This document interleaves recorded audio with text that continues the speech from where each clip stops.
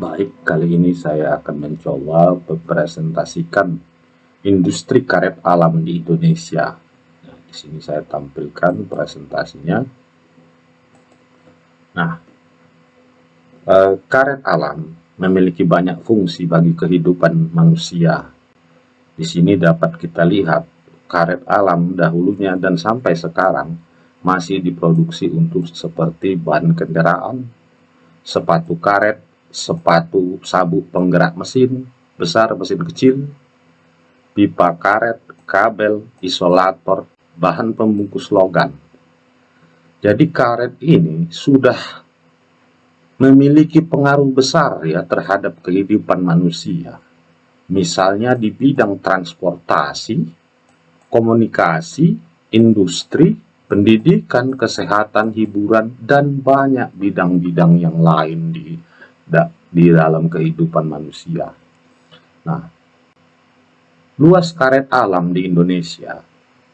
Karet alam di Indonesia ini terbagi dua kepemilikannya. Satu oleh perusahaan, satu oleh rakyat. Di sini kita lihat untuk luas lahan perusahaan dari tahun 2016 sampai 2020. Data ini saya ambil dari Statistik Indonesia BPS ya 2021. Terjadi apa yang disebut penurunan luas lahan yang dimiliki oleh perusahaan. Harap diingat di sini ya, perusahaan yang dimaksud adalah terbagi dua ini. Kalau dibaca di BPS tersebut, satu perusahaan swasta, kedua perusahaan negara yang dimiliki oleh negara. Nah, sementara luas lahan rakyat itu dari tahun ke tahun semakin mengalami kenaikan. Nah, kalau kita lihat adanya luas lahan, tentunya apalagi ini karet alam, berpengaruh juga terhadap produksi karet Indonesia. Masih saya ambil datanya BPS yang berjudul Statistik Indonesia 2021. Ini salah, ini sedikit ya. Produksi karet alam perusahaan terus mengalami penurunan. Sementara produksi karet rakyat itu mengalami kenaikan puncaknya pada tahun 2019. Dia mengalami sampai 2.929.000 ton, 6 ya. Kemudian menurun pada tahun 2020. Nah, inilah kondisi karet alam di Indonesia. Nah, kalau kita tinjau dari sisi ekonomi manajerial, ya, tentunya di sini ditinjau dari sisi demand, supply, ya, demand, supply, dan consumer behavior. Secara sederhana, jumlah produk yang diminta atau dibeli tergantung pada harga. Semakin tinggi harga, inilah dia. Umpamanya, harga awal itu P1 naik menjadi P2. Semakin sedikit produk yang dibeli. Ketika harga P1, disinilah dia, Q1. Ketika harga naik, menjadi disinilah dia. Semakin turun jumlah kuantitinya. Sedangkan kalau kita lihat demand di karet alam Indonesia ini, selain harga, juga dipengaruhi oleh pendapatan masyarakat, jumlah penduduk, harga substitusi, rasa, dan influence. Tetapi yang saya bilang di sini khususnya ya, mengenai rasa atau tes ya, ini dan kemudian endorser ya, ini semua tentunya merupakan produk hilir. Nah, produk hilir yang langsung dikonsumsi oleh masyarakat ya. produk hilir yang bisa langsung dikonsumsi oleh masyarakat. Ya, sedangkan produk substitusi sama itu. Substitusi ya.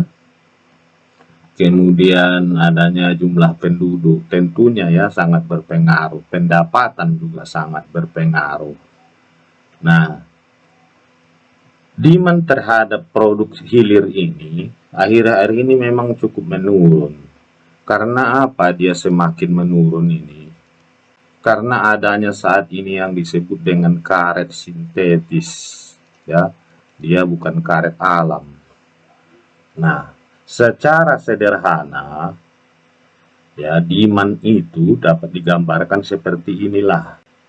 Nah, kalau kita lihat gambar 1, nah, kurva demand ini slope-nya menuju ke bawah. Nah, ini dia. Ya, berarti produk P1 ke P2 mengalami penurunan jumlah demand. Hal ini membuat konsumen karet mencari adanya barang substitusi ya karena harga naik. Jumlah yang diminta turun ketika harga naik. Hal ini disebabkan adanya pengaruh dari produk substitusi dan pendapatan juga. Ya betul ya. Substitusi muncul apabila harga naik. Jadi kalau ada kenaikan dari P1 ke P2 ini, orang akan mencari penggantinya atau substitusi. Nah, sementara pendapatan juga berpengaruh. Adanya konsumen yang tidak memiliki uang, no money bagi mereka untuk membeli produk. Nah, pengukuran tingkat respon konsumen atas perubahan tersebut disebut dengan elastisitas ya. Jadi perubahan permintaan akibat kenaikan harga dan adanya perubahan pendapatan itu disebut dengan elastisitas harga demand, di mana adanya perubahan dalam kuantitas barang yang diminta. Diawali dengan umpamanya dari P1 ke P2 ada naik 1% ya, 1%. Maka turunlah dari Q1 ke Q2 ini. Sehingga kuantiti menurun, harga naik, elastisitas harga demand juga negatif. Elastisitas harga nilainya lebih dari 1 disebut dengan elastisitas absolut. Dan di sini kuantiti yang diminta sangat responsif terhadap perubahan harga. Demand dikatakan elastis. Jika kurang dari 1, maka disebut tidak responsif atau inelastis ya. Lebih dari 1 disebut absolut. Nah, ya, kurang dari 1 inelastis, absolut elastis, inelastis ya. Kemudian ada juga faktor di sini dalam demand ini, pengaruh yang disebut dengan willingness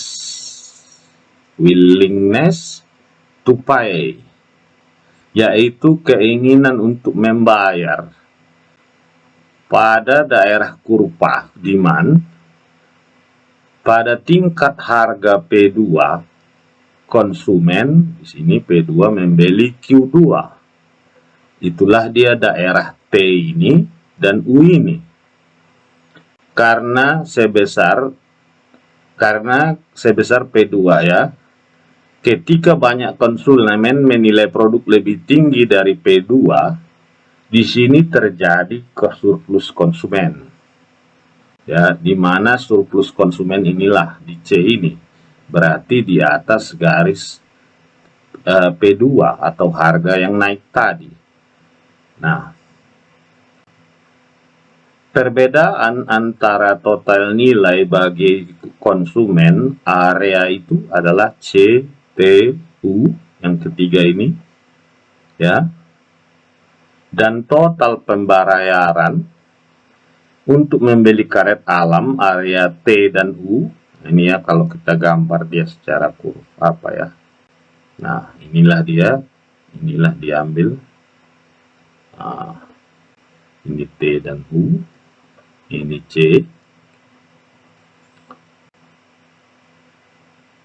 Inilah dia selisihnya, ini disebut dengan yang daerah ini atau daerah saya ini.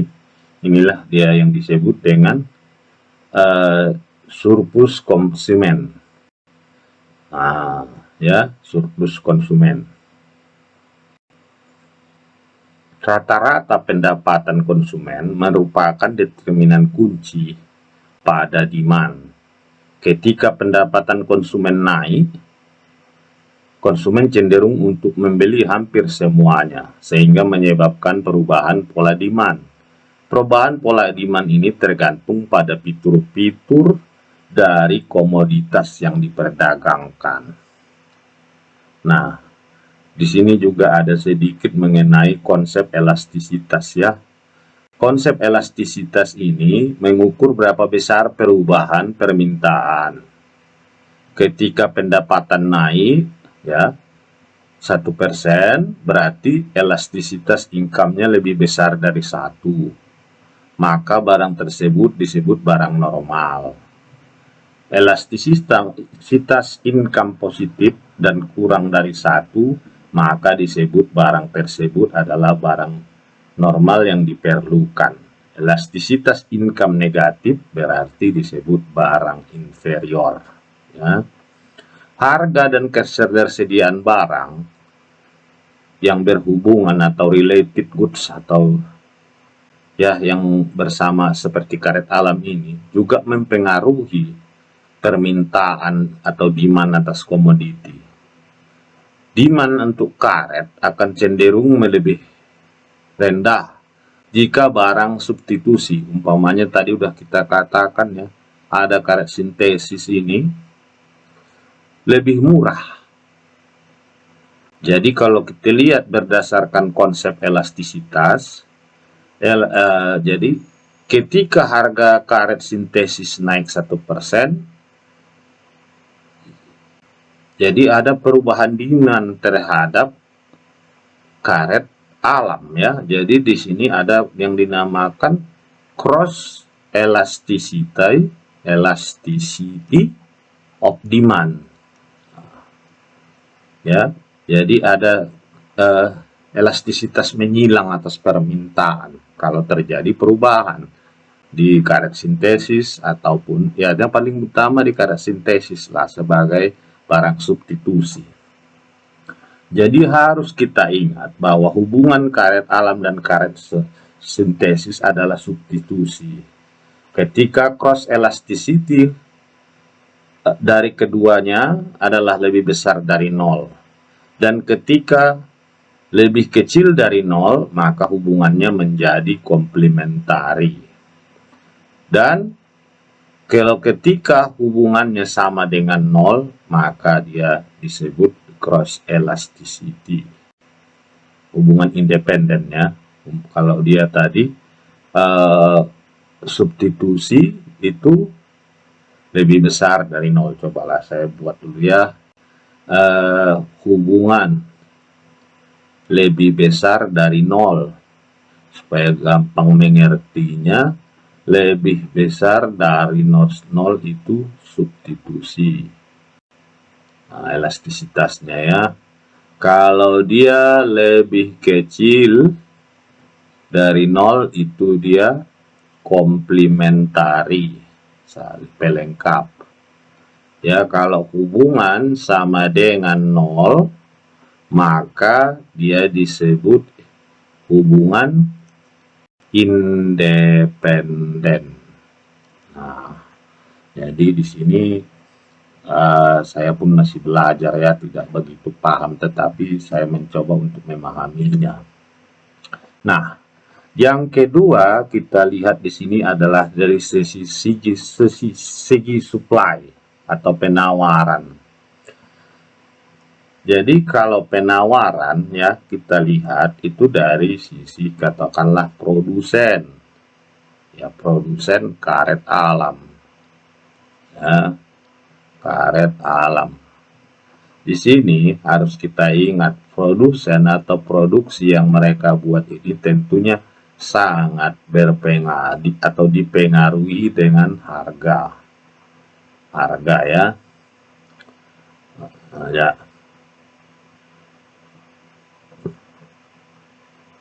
Jadi kalau harga di sini kita lihat, disinilah harga awal, harganya P1 naik menjadi P2. Nah, kalau dia semakin tinggi P1 ke P2, dia naik Q1, Q2. Di sini kita lihat, inilah titik P1 ketika harga P1. Inilah P2 menjadi Q2. Jadi kurva supply-nya itu terbalik dengan kalau demand. Semakin tinggi harga, semakin banyak barang diminta. Kalau tadi kurva demand, semakin tinggi harga, semakin sedikit yang diminta. Nah, jadi kita lihat di sini harga di sini dipengaruhi yang ini ya. Kalau P1 ini naik ke P2, ada beberapa faktor yang mempengaruhi. Tentunya ada faktor barang substitusi tadi ya. Terus adanya yang kita lihat harga input. Nah, ada faktor iklim. Iklim berpengaruh juga. Karena karet ini termasuk tanaman yang komoditasnya ya sangat kita katakan ya, kalau cuacanya terlalu panas dia juga berpengaruh ya. Dan ada juga selain faktor harga input, ada juga di sini ini sebetulnya yang kebijakan pemerintah. Kenapa? Ya nanti kita lihat bahwa kebijakan pemerintah ini sangat berpengaruh ya, apalagi untuk industri hilir dari karet alam. Dan ada ya yang disebut dengan faktor endowment, dan ada juga teknologi ya. Teknologi ini juga berpengaruh karena pada saat ini saya baru membaca bahwa karet alam ini karena perkembangan teknologi bisa dipakai sebagai aspal untuk memperbaiki jalan. Nah, kita lihat sekarang.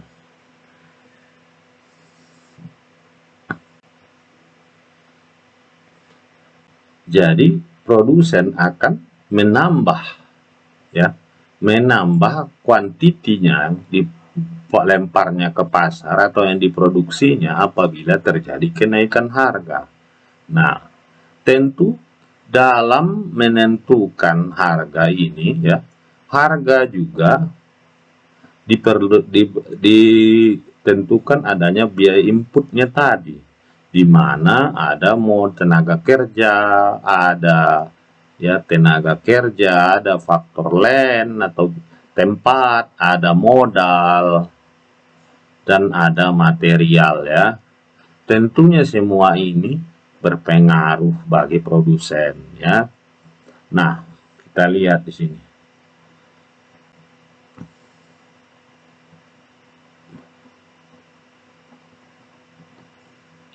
Nah, di sini ada daerah E dan daerah Z. Nah, di sini daerah E ini ya, inilah yang disebut dengan daerah surplus produsen. Daerah E ya. Dan daerah Z ini adalah total cost yang dikeluarkan ya dari produsen. Jadi surplus produsen ini, keuntungan dia ini ya, tentunya dilihatnya ya, dia tentu harus menjual apabila kenaikan harga, besaran harga juga yang naik itu dia harus bisa menutup biaya yang dikeluarkannya untuk berproduksi. Nah, sekarang saya mencoba melihat pengaruh perilaku konsumen. Nah, untuk menjelaskan cara konsumen memilih di antara kemungkinan yang untuk dikonsumsi, konsumen cenderung memilih barang yang jasa nilainya paling tinggi bagi mereka dalam memenuhi kepuasan. Ada dua pendekatan dalam melihat surplus konsumen ini, atau melihat perilaku konsumen ini ya, konsumen behavior ini. Satu, apa yang disebut dengan pendekatan kardinal, ya, satu lagi pendekatan ordinal. Nah, kita lihat dulu apa rupanya itu pendekatan kardinal dan pendekatan ordinal. Ya, dalam katanya di sini, dalam pendekatan kardinal terdapat apa hukum yang disebut law of diminishing marginal utility, MU. Nah, hingga hal inilah katanya jumlah X yang menyebabkan kurva perilaku konsumen itu downward sloping. Bahwa di hukum ini menyatakan jumlah ekstra atau marginal utility menurun sebagai akibat seorang mengkonsumsi lebih dari sebuah barang. Ya, teori demand yang diturunkan dari pendekatan kardinal ini dengan menimbang adanya marginal utility yang dinilai dengan uang. Artinya, semakin banyak perolehan marginal utility, semakin sedikit uang yang sedia dikeluarkan orang. Oleh karena itu, kurva downward sloping MU dan kurva downward sloping demand adalah identik. Harga nilai MU, konsumsi sebuah barang 0 ke Q1. MU 0 ke Q1 ini. 0. Konsumen bersedia membayar ke P1 ini. Ini sama dengan MU1 P1 ya. Kemudian sementara untuk konsumsi 0 dari Q2, 0 sampai ke Q2 ini ya, konsumen bersedia membayar sebesar ini P2 ini. Ini P2 ini, MU2 P2. Maka akhirnya dapat kita lihat marginal utility 1 lebih besar dari marginal utility 2. Ya. Dengan menjelaskan perilaku konsumen, sekarang pendekatan ordinal menyatakan bahwa utilitas yang dihasilkan dari mengkonsumsi barang dapat dibuat berurutan. Dan untuk dapat menciptakan urutan ini, konsumen diasumsikan rasional. Artinya, jika A lebih menyukai B, B lebih menyukai C, semakin banyak unit barang yang dikonsumsi, semakin besar utilitas yang dinikmati. Dalam membuat preferensi dapat dipahami bahwa konsumen bertindak secara individual. Nah, jadi kalau tadi ordinal itu dia menganggap bahwa adanya urutan di sini. Urutan karena mereka rasional. Oh, begitu ya. Nah, sekarang kita coba lagi lihat di sini adanya indifference curve. Nah, indifference curve adalah di mana kurva setiap titik dalam grafiknya menunjukkan perbedaan kombinasi dari unit X dan Y menghasilkan utilitas yang sama. Indifference curve atau saya singkat saja menjadi IC memiliki beberapa karakteristik sebagai berikut. 1. IC negatif slope. Kurva digambarkan mulai dari kiri atas ke kanan bawah. Ini menunjukkan bahwa hubungan antara X dan Y adalah substitusi. Ya. Ini dia ya. IC berbentuk konveks terhadap origin dalam gambar A, berarti lebih banyak orang mengkonsumsi X dengan pengorbanan terhadap Y semakin kecil. Ya, ini gambar A itu. Nah, untuk setiap konsumen terdapat set IC. Set IC disebut indifferent map. Karakter indifferent map adalah IC adalah sebuah indifferent map yang tidak saling berpotongan. Gambar B. Nah, IC1, IC2. Jika IC tidak saling berpotongan, artinya saling menimpa. Karakter seperti ini. Jadi ini seperti ini, IC1 ini ditimpa oleh IC2 ini. Gitu. Nah, C. Karakteristik liputan berarti semakin tinggi IC, semakin besar utilitasnya. Ini lihat gambar C. Dari ini IC1, inilah dia. IC2, inilah dia kan. Semakin tinggi utilitasnya. Nah, selanjutnya. Di sini saya mencoba memetakan permasalahan industri karet alam. Jadi saya lihat ada 5. Satu yang saya lihat, kurang berkembangnya produksi hilir industri karet. Masih sama seperti dulu, kecuali ada mungkin yang sekarang ya, untuk membuat karet menjadi aspal. Tetapi itu baru akhir-akhir ini ya. Sebelum-sebelumnya itu belum ada. Kedua, adanya kecenderungan industri untuk menyukai karet sintesis daripada karet alam. Ketiga, adanya penurunan jumlah luas lahan karet pada perkebunan milik perusahaan dan milik rakyat. Keempat, adanya kebijakan pemerintah yang membuka bebas peraturan impor atas produk-produk hilir industri karet. Dan yang kelima, harga karet fluktuatif. Ya, ini juga jadi masalah. Karena karet tersebut merupakan komoditas perdagangan internasional.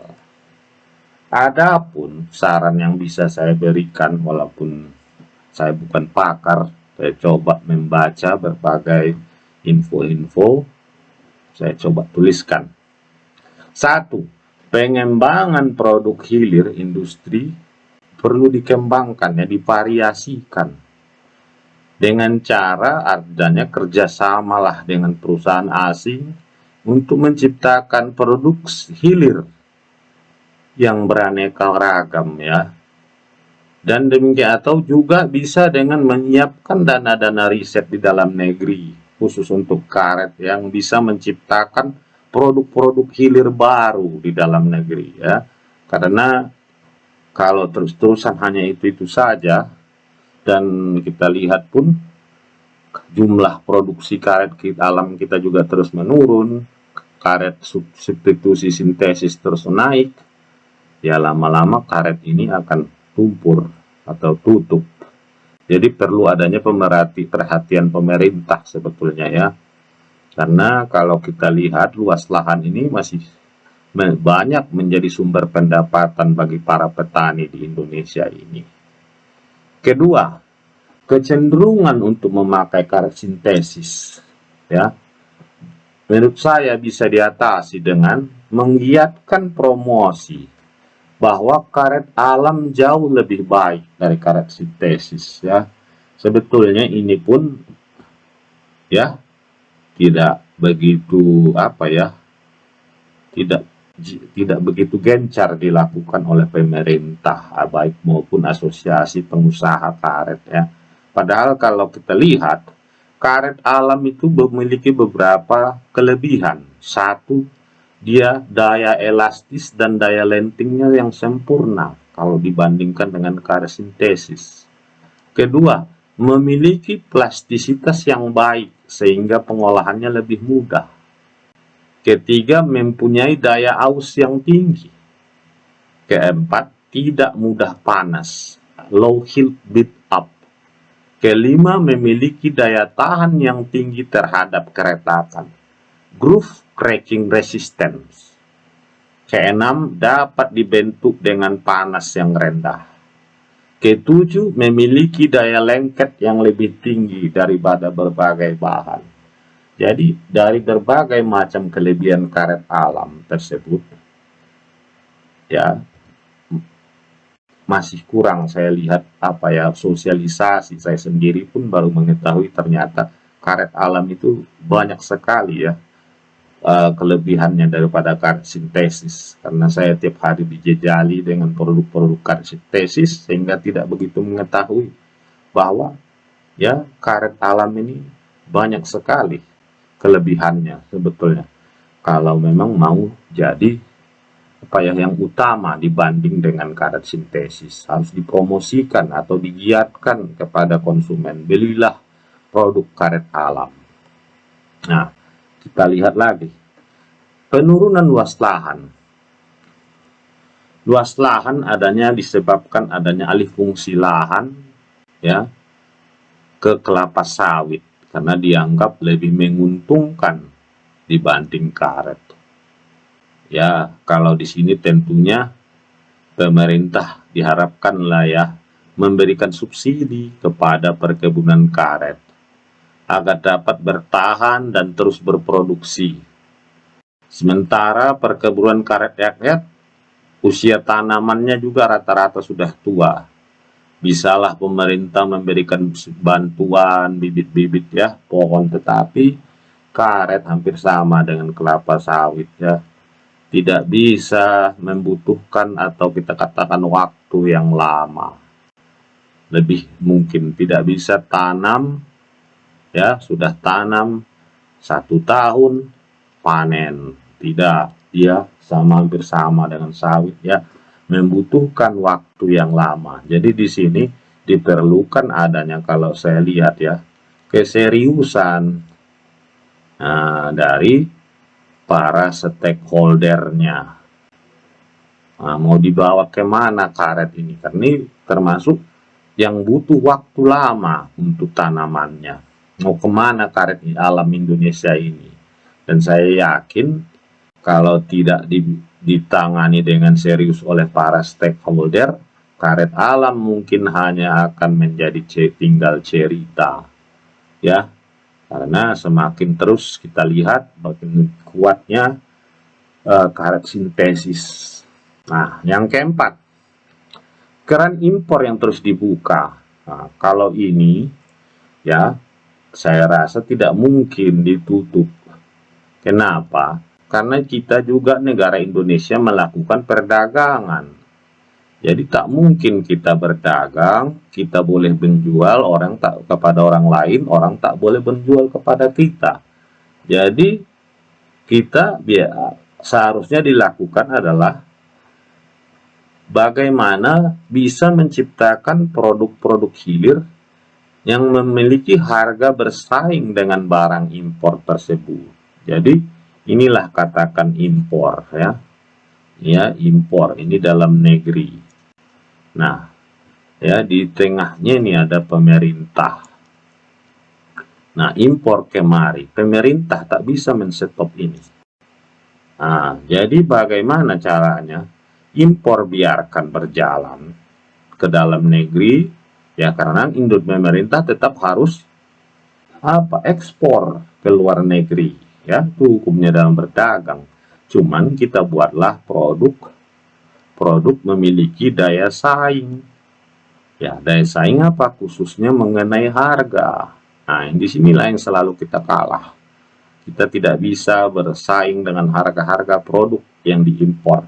Tapi mudah-mudahan nanti ada solusinya ya. Nah, yang selanjutnya, harga karet yang fluktuatif. Ya, karena karet ini kan komoditi internasional, tidak bisa diatur di dalam negeri. Ya, harganya ini sangat tergantung kepada luar negeri, sama kayak kelapa sawit. Jadi, yang perlu dilakukan di sini adalah memperkuat industri hulu karet ya di Indonesia ini. Industri hulu berupa bibit, pupuk, penanaman karet berkualitas ya. Nah, kemudian lagi menguatkan industri karet di hilir. Nah, ya, di mana harus diciptakan ragam produk atau variasi produk yang bisa digunakan sehari-hari oleh masyarakat. Jadi dengan memfokuskan produk hanya untuk konsumsi dalam negeri, ya, sehingga saat harga karet dunia mengalami penurunan, masih ada pendapatan perkebunan negara maupun rakyat dengan menjual ke produk-produk tersebut di dalam negeri, ya. Jadi kalau harga karetnya turun, kita memiliki barang-barang atau produk dari karet yang bervariasi dengan harga yang juga bersaing, bisa dijual di dalam negeri, ya pastilah selamat atau bisa tetap minimal membiayai para petani karet, rakyat maupun perkebunan. Barangkali demikian saja dari saya. Mohon maaf atas segala kekurangan pengetahuan saya tentang karet alam ini. Terima kasih.